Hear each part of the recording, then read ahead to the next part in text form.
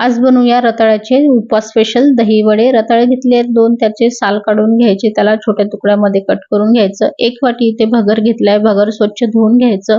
Cooker मध्ये भगर टाकून त्यामध्ये कापलेले रताळ, 1 ग्लास पाणी, चवीनुसार उपवासाचं मीठ घालून मिक्स करून कुकरचं झाकण लावून 3 ते 4 शिट्ट्या काढून घ्यायच्या लो टू मीडियम फ्लेमवर।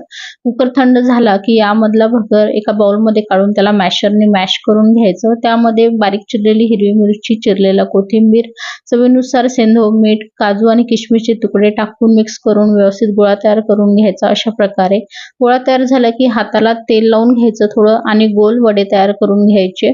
वडे तयार झाले की लो टू मीडियम फ्लेमवर हे वडे छान कुरकुरीत आणि गोल्डन ब्राउन कलर येईपर्यंत अशा प्रकारे तळून घ्यायचे। तळलेले वडे पाण्यामध्ये टाकून 2 मिनिटं सोक करून घ्यायचे। 2 मिनिटांनी प्लेटमध्ये वडे ठेवून त्यावर गोड दही, लाल तिखट, जिरे पावडर, कोथिंबीर टाकून गार्निश करून एन्जॉय।